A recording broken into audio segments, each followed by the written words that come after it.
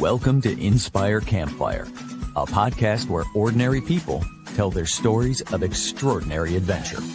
These are campfire stories meant to inspire the rest of us to light the fire within, get outside, follow our dreams, and return to tell our own stories.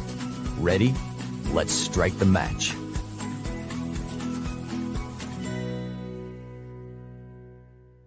Welcome to the show. I'm your host, Scott Wurzbacher, and today we are heading to my happy place, Hawaii.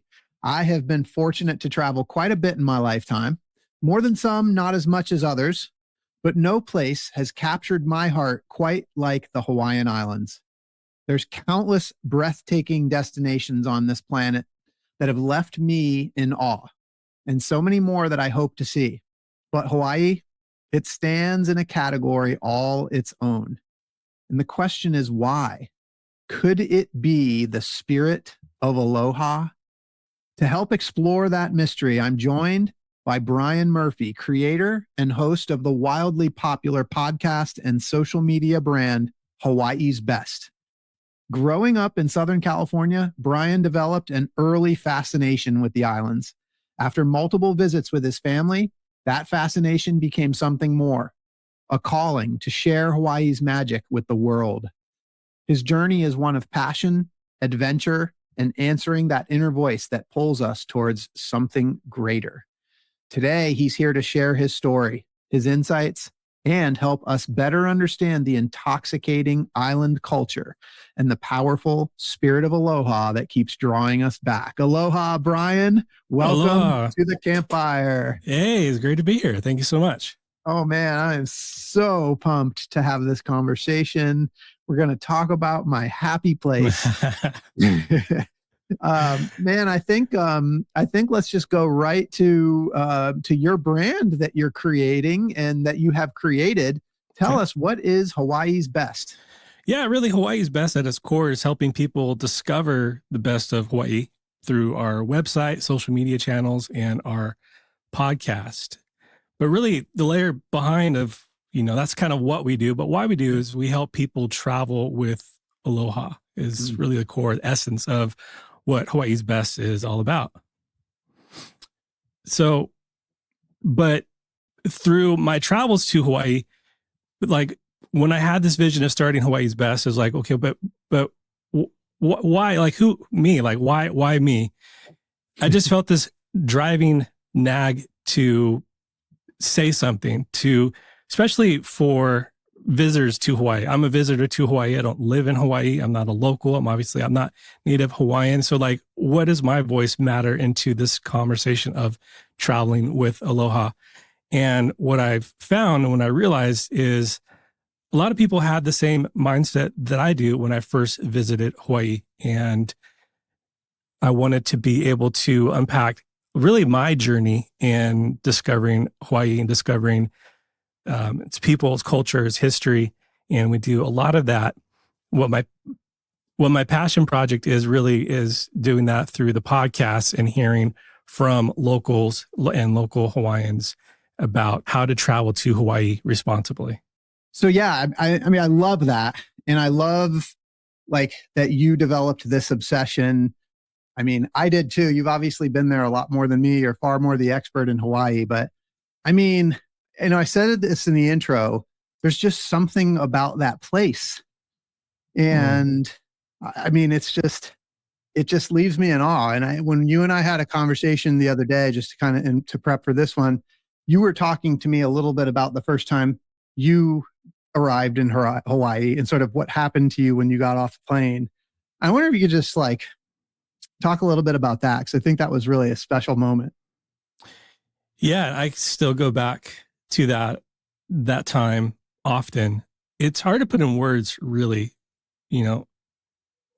Someone listening to this, you visit a place for the first time and it strikes you in a unique way. The smells are different. Your senses are just heightened. When I got off the plane first time in Hawaii, and side note, I used to be just afraid of getting on a plane. So just getting over the Pacific Ocean into Hawaii was an accomplishment, 20 some years ago, whatever. And, but getting off the plane and the Daniel K. Inouye airport, Honolulu airport is, some of it's inside, some of it's outside. So, we deplane, we're going to, get luggage and we come across this courtyard. And the first time I've gotten to step into like Hawaii's air and I breathed in deeply and it just was this warm magic. I can't put it in the words. It just felt so grounded. I think that's really kind of how I really can try to encapsulate that moment. It just felt like this place is different. It's unique. It's not just another state. It's not just like where I live in Southern California. We do a little road trip over to like New Mexico or Arizona or whatever. It's not just like crossing the border of a state. It just felt like a whole other world. It is a whole other world. And in that moment, it just felt like a start of a journey, like a start of an adventure. And I wasn't sure where it would lead and what it would mean. I didn't know if I would go back to Hawaii. Growing up, I always dreamt of going to Hawaii. There was just magic of visiting Hawaii. It just felt like so far off. And just like, if I could just go to Hawaii one time in my life, like that would be amazing. And going back to that moment after getting off the plane, it just felt like it was a start of something.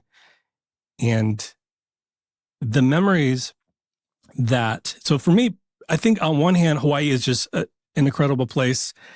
The diverse, climate zones, like Big Island of Hawaii, for example, has like 10 different climate zones just alone, which is crazy. And endemic species in plants and animals that you can only find in Hawaii. I mean, those things are part of what makes Hawaii special, and the cultural richness, the history, the beautiful yet complex history of Hawaii makes it unique and beautiful. So all those things I think combine.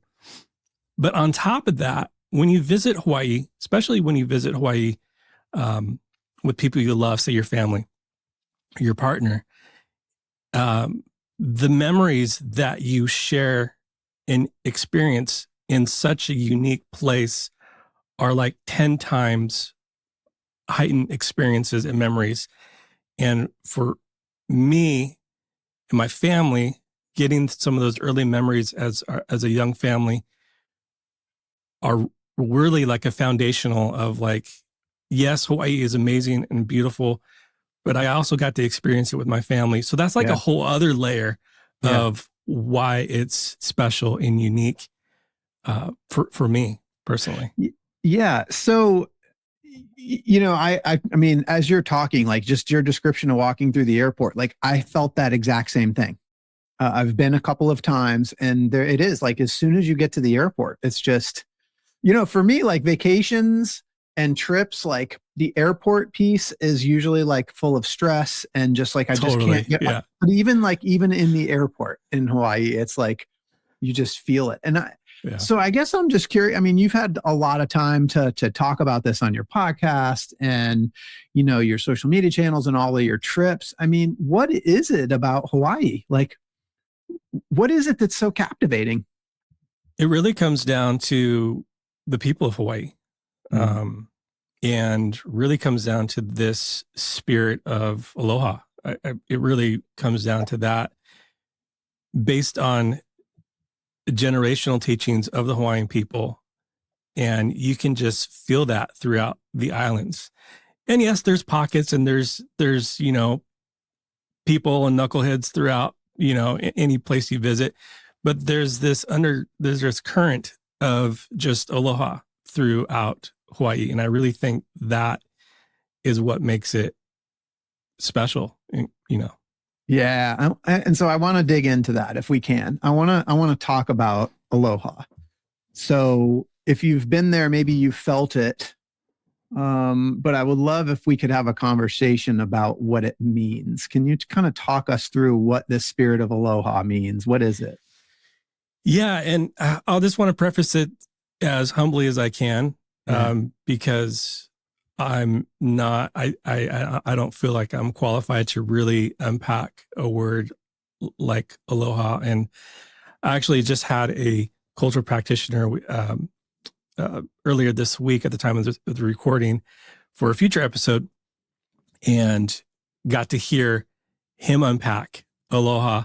And and I've asked that question a couple times to Native Hawaiians on the podcast, and each question is, or each answer is unique, but also the same. Mhm. So I say this humbly in what I've learned from them and what I've also have experienced in my life. So aloha, hello, goodbye, love, affection, all those things are true. But what it simply comes down to is aloha is a way of life. And it's really a way in which you conduct yourself with yourself and with others.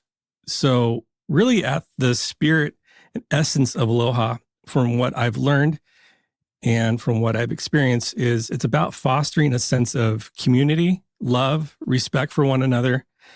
And that makes it a vital part of Hawaiian identity and culture.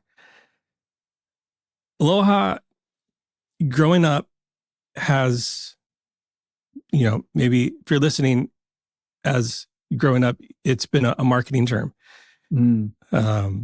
Aloha, come to Hawaii, the aloha state, and it can be perceived as a soft term, as a warm, fuzzy term, but really, as I got chicken skin, you like goosebumps. Like aloha is really a powerful term. It's really a way of life. It really comes down to how you conduct yourself, how you conduct yourself with others, how you handle conflict, how you handle celebration. It's really the spirit of that, the spirit of aloha. Yeah. Oh man. I mean, it's like it really is like kind of an all-encompassing, as you said it's a way of life. Right. And it's interesting because, I think of Hawaii as the best weather in the world. Mm. I mean, really. However, Southern California is pretty darn close. It's pretty good. Yeah. It's pretty darn close. And we had a conversation about this. Like there is an aspect of aloha. It's not just the weather, because there's this aspect of aloha that you talked about in your experiences in Hawaii that simply aren't there in Southern California. And I'm just like, that's very apparent for you, for somebody that grew up in Southern California. I just wondering if you could talk about that. Yeah, that's a great point, because there's this, I don't like it, but I feel like there's this guard I subconsciously put up around the place that I live. Some of the, drivers, don't get in my lane, don't cut in my lane. I'm probably not going to let you in because I saw what you did to the guy behind me. And it's all kind of like this dog eat dog, just kind of about protecting my own space. And I don't like that. I don't like falling into that trap. And I'm like, how can I bring that aloha spirit to what I'm doing? That's hard. That's really hard. But in Hawaii, you step into a local Hawaiian-owned restaurant, for example, you feel like you've known the waitress or the busboy for, your entire life. The way that they make you feel, the way that they're welcoming, this genuine, not a fake, like, oh, bless his heart, he's so nice. No, like a genuine exchange of, you're a human being, I'm a human being, I see value in you, and I'm going to just love you, even though maybe I don't know everything about you, but I have this aloha in me, this sense of treating others how I want to be treated. I mean, it comes down to really that. And you feel that when you go into a genuine auntie, uncle spot in Hawaii, you just get greeted to that. For example, we visited a restaurant on the east side of Oahu a couple weeks ago, and you step into it and like, this place is different. Like, it's just different. The way the waitress, you're just talking, you're just having conversation, and you know, getting to talking to the owner, and now we're buddies, and now he's coming on the podcast. Like, that just doesn't happen, at least around here. It's just sense of service. It's a sense of community that is just so apparent, that I think I crave for where I live in my community. So it's like, okay, how can I be a spark to that? But it's really hard when people around you don't really care. Yeah. So, I mean, it makes so much sense. Obviously, the weather factors in, the fact that this is a tropical place. I mean, Yeah. but to your point, like, you have this guard up in Southern California, and when you get to Hawaii, you feel immediately like you can just let go. Right. Exactly. And it's that aloha that allows you to do that. 100%. Yep.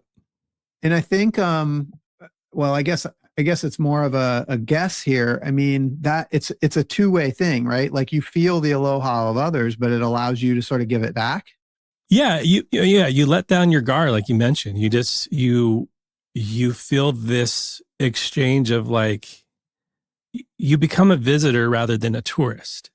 Like, if you come into a place of respect, you come into a place of humbleness, man, your time in Hawaii, I think anywhere in the world, but especially in Hawaii, your time is going to be so much more rich and so much more memorable, especially if you're visiting for the first time and you come into a place of just like letting the island just teach you rather than trying to force it and continue on from where you've been, but just trying to get in rhythm with the island. You know, you're on island time.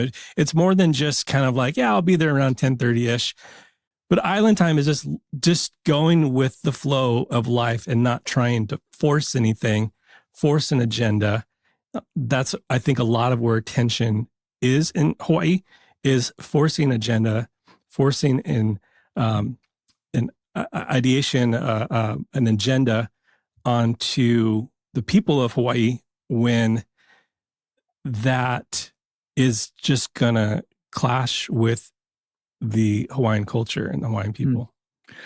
I mean, I'm feeling some, like, a connection point, like, cause this podcast is all about, like, listening to the voice inside that calls you to adventure. And, you know, there's adventures that call us, there's places that call us. Hawaii certainly calls me, but, like, I'm sort of feeling right now that this spirit of aloha, I mean, when you're listening to the voice that calls to adventure, you have to sort of let go of fears. There are, like, things that block you from, like, going and embracing your adventure. Right. And I mean, I'm kind of feeling this sort of parallel, like, when you come to a place like Hawaii, when you go to a place like Hawaii and you let your guard down, inherently, it's like you're doing that thing, you're listening to that voice inside, and you're letting that guard down and allowing that, going with the flow. It's like allowing that adventure to unfold for you. I really think at the core, most people have that. And if you can strip away the facade of wanting to have your best interest in mind and go with a sense of serve, go with a sense of humbleness. If you go into a place, if you go into Hawaii, especially with that mindset and that spirit, you're just going to be received, from my experience and from others, but from my experience, you're going to be received with open arms, and you're going to be loved. You're going to be cared for. You're going to be looked after. You're going to find a community, even in that short, maybe 7 or 14-day trip. You're just going to feel like a sense of, like, when you get back on that plane and you travel across the Pacific or wherever you're going, you're going to feel like a piece of you is still in Hawaii. Yeah. I love this. So, I mean, and it's like helping me kind of, like, just, again, like, verbally, explicitly, like, understand what it is about that place that I love so much. Like, I felt it, but just being able to talk about it is pretty cool. When we talked last time, you know, you talked about there being a complicated relationship sort of between the mainland, the fact that Hawaii is one of the United States, but sort of this complicated, and you talked about aloha being a marketing term. I just wondered if we could kind of get into a little bit of the history over the last, 30 years or so, and how that sort of complicated relationship has evolved. Yeah, that's a big question, and I'll try to do my best to surmise it. And you think after World War II and 50s, people started commercial travel, airline, and started traveling more to Hawaii. The system of the Clippers, I think, is what it was called. And it was this luxury, destination. And at the time, a lot of the Hawaiian culture and a lot of Waikiki was, not taller than a coconut tree, I think. This was probably the early 1900s, as I was talking to Kamaka, who was on the podcast a couple of weeks ago. The history of Waikiki is pretty interesting, and I can't wait to release that episode. I learned a ton, but nothing was taller than a coconut tree, which was, that's interesting. You see that on Kauai now, for the most part. But, for travelers visiting during that time, 50s, 60s, a lot of the Hawaiian culture was still at the forefront. You would hear Hawaiian music, you would see hula, you would see traditional luau, and you would get that really representation of Hawaii and its culture and its people were at the forefront. It wasn't until, and I'm not a history buff or anything, but it wasn't until 70s, 80s, you could tell by the architecture in Honolulu, of when those buildings were built. It's got that 70s, 80s vibes. And really that's when the commercialization, the marketing of Hawaii really took off. And you saw that a lot in the late 80s and 90s about traveling to Hawaii became slightly more affordable. Airline travel was, really, you could travel across the world and you weren't flying in Clipper airplanes or anything like that. So going to Hawaii was definitely, an option for travelers. And it was, and I think still is, just marketed as a spot to come and just unwind and get in paradise and enjoy the beaches. And you got some hula dancers over there, and we're about Aloha, and there's this mass marketing of tourism, which on one hand, it's the reality. On one hand, it's the reality of that's a lot of the work of people who live in Hawaii, locals and Hawaiians, is working in the hospitality industry. Right. That's just the way it is today. So on one hand, it's like this balance of double-edged sword. Like, okay, how do we continue to market Hawaii because that I need to eat, but how do we do it in a way that is responsibly? And I'd say over the last 5 years, that shift is really, I think, starting to turn. It's still tough, and there's still that Disneyland facade of Hawaii, that kind of idealization of Hawaii, of like that tropical paradise, the beaches, and the hula dancers. That whole romanticized version of Hawaii is still there, I think, in a lot of people's minds. And really, that was kind of like my drive with Hawaii's Best, of like, because that's where my mind was. Hawaii, like I said, I just wanted to go to Hawaii and just experience Hawaii, and it was all great. But having a deeper understanding of the beauty of Hawaii and how to visit Hawaii responsibly and with the right intentions, I think is important. And I think just to kind of maybe expand a little bit on the marketing of Hawaii, and the marketing currently of Hawaii, but especially of the past, of culture, commodification of the whole Aloha spirit, is while it remains genuine in Hawaiian life, it's portrayed in the tourism industry as often like a marketing slogan. You see it on hats and all that stuff. But many locals feel that tourism industry prioritizes visitors over residents, and it's really created this tension, I think, in a lot of people.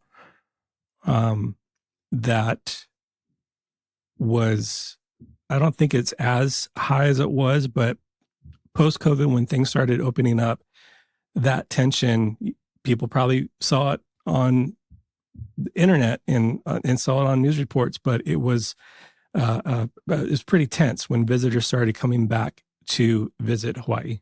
Yeah, that makes sense. Yeah, I appreciate that overview so much. I guess it makes sense to pivot here. I would love, Hawaii is such a bucket list destination for many people. A lot of people, get a chance to go once in their lifetime. And I've been a few times. I've had some people that have asked me like, hey, when you went, like, where did you go? And should I go to one island and stay there? Should I island hop? I wonder if we could just maybe do a quick, I know this is really hard, but just a quick 2-minute overview of each island and sort of, because each island is so different. So from your perspective, maybe could you just kind of hit a broad description of each island and what people can expect? Wow. Yeah. Okay. So I guess we'll start with Oahu, cool, and known as the gathering place. That's really that's your main island. That's where the main airport is, Daniel K. Inouye Airport in Honolulu. That's probably where you're going to fly into, even if you're going to, say, the big island of Hawaii or Kauai. There's not a ton of direct flights to those islands, so you're probably going to do a layover in Honolulu. You're going to fly into Oahu. And when you're flying in, it looks like a city. It looks like, Los Angeles city that got plopped down and, on the coast. But it's a lot more beautiful than Los Angeles. but you see skyscrapers and you're like, okay, this is Hawaii. So Oahu it's the most visited. It's the most populated island in the island chains. And it's home to Waikiki Beach. You got Pearl Harbor, the iconic North Shore, surfing spots, all the big surfing competitions. One of them just happened a few weeks ago. It's called the Eddy. That only runs when the surf is just right. And it ran this past year, which was really cool. So all those, North Shore surf spots, that's the iconic pipeline and all those waves up there, which is really cool. So it's got this mix of urban activities and natural beauty. For example, if you're staying in Waikiki, which is South Shore, you drive up to North Shore, and it's about an hour and a half, depending on traffic, drive. And it's when you drive through Central Oahu, you're driving through country, and it just it's a whole other world, which is really cool. So I definitely highly recommend Oahu for first-time visitors. It's not just Waikiki, and please get out of Waikiki and Honolulu for the day and experience the different sides of the islands. It can be busy. So, expect crowds, especially if you're in Waikiki, and popular attractions, like I mentioned, with Pearl Harbor and Hanauma Bay, which is southeast shore, best snorkeling there.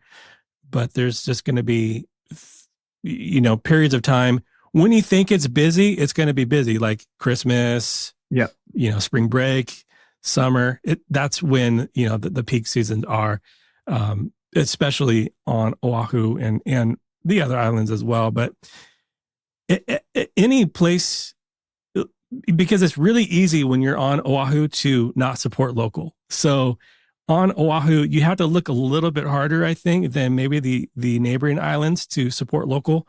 So if you have a choice of eating at Cheesecake Factory or a local Hawaiian-owned restaurant, I would definitely recommend going and trying the local Hawaiian-owned restaurant. Nice. Little tip. I mentioned this spot that we just tried a couple of weeks ago, and we were staying at the Kahala Resort on South Shore. It's just outside of Waikiki, but like a 10-minute drive in. So if you're in Waikiki, there's a spot on the east side, and it's probably about 10-15 minutes from Waikiki. It's called B-Side Kitchen. It is amazing. So shout out to my buddy Kiko and what he's got going on there. They started out as many good food places start out as a food truck during the pandemic. So they were, serving on the east side in Kaneohe and doing that. And now they have a brick and mortar. Cool. That is just really cool. Kind of like this fusion stuff, Hawaiian and the whole thing. So definitely a cool local spot. But there's spots like that. You just have to look and research, and that's partly what we do with Hawaii's Best is highlighting some of those spots. So the other island, one of the other main islands is Maui. So that's the Valley Isle. You fly into Maui and you understand why it's the Valley Isle. You have, Haleakala as on one side, and you have the mountain range on the other side. And it's like, okay, that's the Valley Isle. It's pretty self-explanatory. When I first went there, I was like, okay, that's why it's called the Valley Isle. But highlights, it has a bit more luxury resorts than Oahu or any other islands. You got Rotohana there, Haleakala National Park, like I mentioned. Sunrises are great there. Sunsets are also amazing there. So I think you do need reservations there. So just be aware of that.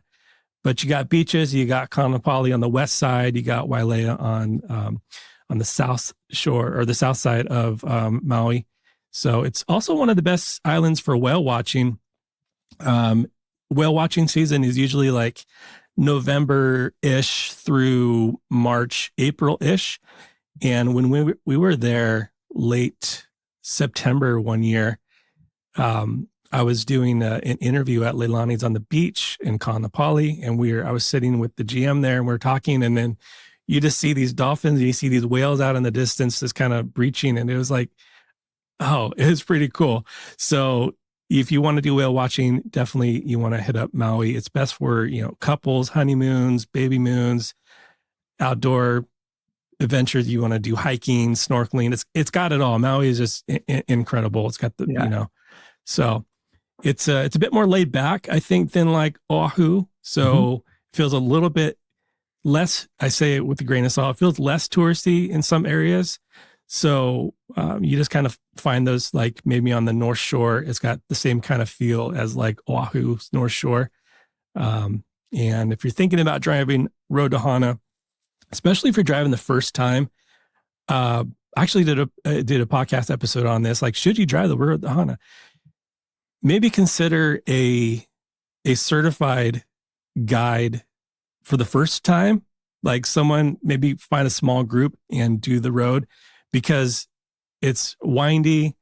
There's one-way lanes, there are one-lane roads, so you just got to be aware, especially if you're the one driving. You're not going to be able to really enjoy the drive that much as like I don't like doing tours. This might be one that you might want to do at least for the first time, just to really experience the road. It's really easy to miss stuff too, because so much of the Road to Hana is like little offshoots, right? That you wouldn't even know were there unless you had somebody tell you what to do. Here's one tip. So we talked a little bit, I kind of mentioned it earlier about, serving and volunteering. One spot on Maui that I would highly recommend looking into is Maui Culture Lands, and they're on the west side. They do volunteer cleanups, removing invasive, plant species and planting native plants in the Honokawai Valley. Uncle Ikolu and his mom, Auntie Punani, they recently lost their generational home in the Lahaina fire.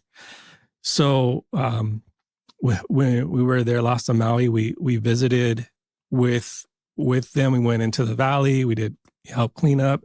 He came on the podcast and got to be able to tell his story, but no charge. It's like on a Saturday, they pick you up and they drive you, and you hike down to this valley, and it's just, you talk about the spirit of Aloha. That's like one of the spots that you just feel the island, like as like, feeling as that sounds, like you just feel Hawaii. You just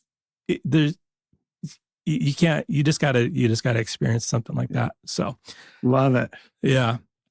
Hawaii or the Big Island, it's huge. Like I mentioned, it's got 10, climate zones there. You could explore, Hawaii Volcanoes National Park. Just be aware. It's not always erupting. Kilauea isn't always erupting. Pele isn't always making herself known. So, you might see some, smoke a little bit, but, I think right now it might be erupting, but it'll start, then go away and then start. So just be aware you're going to Hawaii Volcanoes National Park. You might not see actual lava, but it's still a great national park to explore, hike through lava tubes, stuff like that.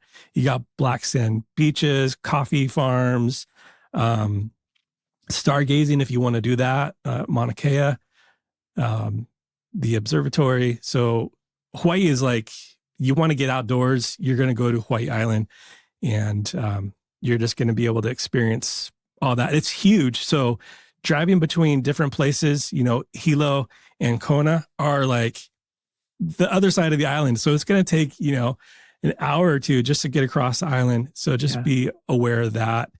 It might be, Big Island might be a good, if you're a family traveling and if you have maybe 10 days in Hawaii, Big Island might be good for like a 3-day and then like a 7-day on Maui or Oahu, just if you're able to do that. Nice. Okay. Great. But so I'll just wrap it up with, we got Kauai, Garden Isle. Just, I know there's just so much you can dive into, but really Kauai, Garden Isle, it's just lush. Nepali Coast is amazing. Waimea Canyon, it's the Grand Canyon of the Pacific. It looks like the Grand Canyon, just on a smaller scale, but it's still awe-inspiring.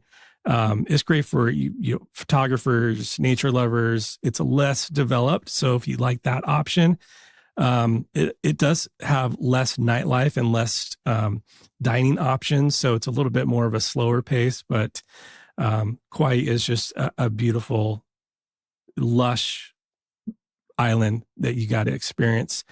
The other two, not as popular, but Molokai is the Friendly Isle. And it's got some of the tallest sea cliffs in all the world, which is amazing. This is a good spot maybe for the day if you're on Maui. You got Maui Nui. So Maui Nui is like Maui, Molokai, Lanai, Kaho'olawe, which was this little island that was used for, fortunately, target practice during the war. So you can't go there. They're still trying to clean up, missiles or shells and stuff like that. So, but Molokai, great spot for like a day trip. And then you got Lanai, the Pineapple Isle, if you will, it has like 2 luxury resorts on it. It's super slow pace, fewer flights to it. You got a ferry usually from Maui, but it's great if you're, a couple and you just kind of want to do a romantic getaway. Lanai is a great spot for that. What an awesome overview. Thank you. I mean, I know we just tried to pack a whole bunch in. I do like real fast. I mean, the question of like how to do Hawaii, there's so many different islands. If you're going to do like a once in a lifetime bucket list trip, do you go to one island? Do you island hop? Like, what's your best advice there? Yeah. If you got 7 days, hopefully you have 7 days I would definitely recommend sticking to one island, because as we mentioned earlier, you're going to be able to feel the pace of the island. If you're traveling island to island, it's going to feel like, you're going to be on one island for a couple days and you got to get up and do the airport thing and fly and do that whole thing. And then try to get acclimated to the other island. Each island feels different and you'll feel it. Hawaii in itself has a feel, but each island has its own personality, its own pace. And to really get that, you're going to need at least, I think, a week on an island. So yeah. Love it. So Bryan, you grew up in Southern California. Like, how did this obsession with Hawaii take shape for you? Well, I shared a little bit about just growing up and just that kind of romanticized version of going to Hawaii. And I was like, if I can only go to Hawaii, that'd be amazing. Got married and in early 2000s, and my wife's family, they do the timeshare thing. So I was like, yeah, Yeah, definitely go. So, we went to Oahu, and that's kind of when I had that whole experience. But, through those first few visits in early 2000, it just started just wanting more. Okay, are we going to go? We're going to go again this year, or can we go back? So it was like it's like, okay, calm down, Bryan. It just started. That's where my obsession started. Was just wanting to constantly just visit and experience it. But that started to get, and I think it feels weird just kind of verbalizing it, but it started to get a little tired. Yep.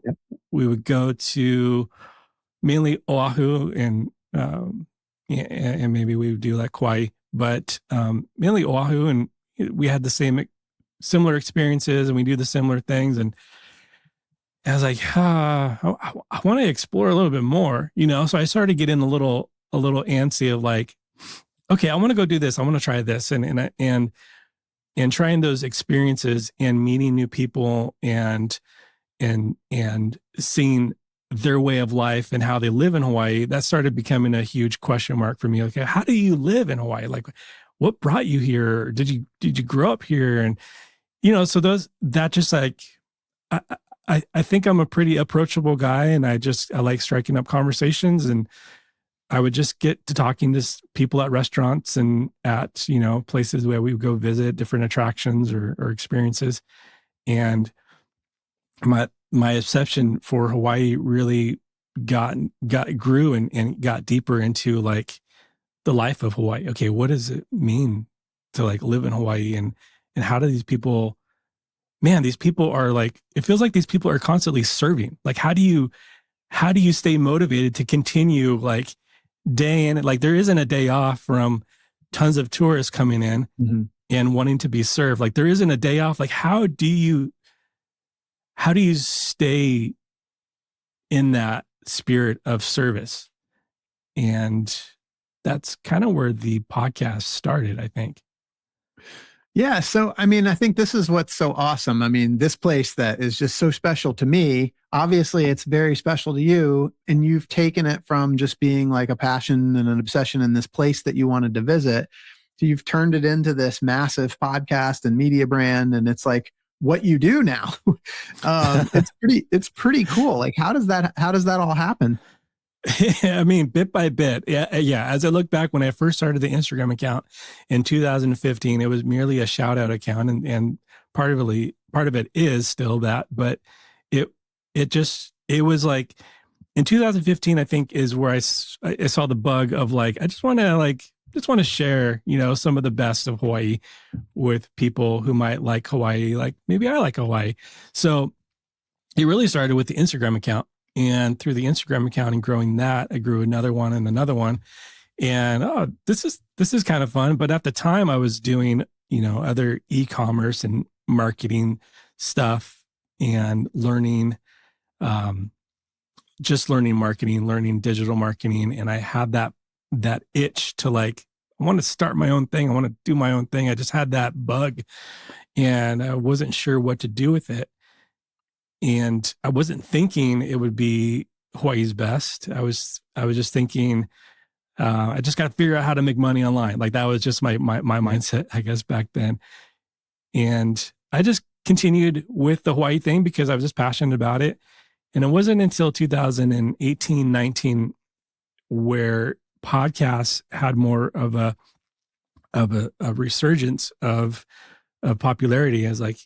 And I was editing podcasts for other people at the time. And it's like, man, I want to start a podcast. Like, what would I podcast about? Like, well, I got this Instagram thing going on, and I kind of do blogs once in a while, but like, it'd be cool to start a podcast about Hawaii. So I did my research about what's out there, and there wasn't much out there. There's travel agents out there. Nothing against travel agents. I'm not a travel agent, travel advisor. Just want to share Hawaii with people. But a lot of podcasts about Hawaii were travel agents and or real estate agents. That was huge as well. But there wasn't this niche of podcasts about exploring Hawaii. And I was like, let's see how that goes.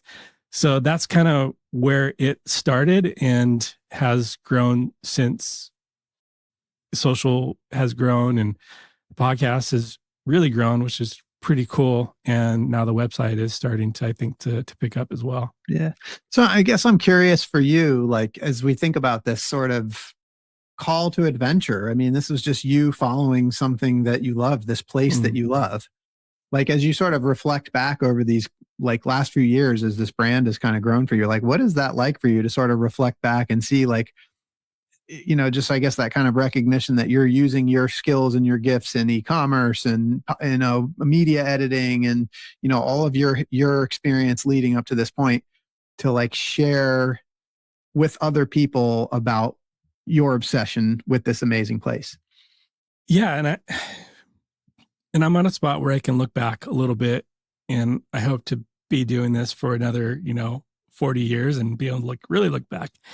But in this little window that I'm able to look back, I think what's really cool, and you may realize this too, is that you don't realize some of the tools and some of the knowledge that you're gaining during a season is preparing you for the next thing. Mm-hmm.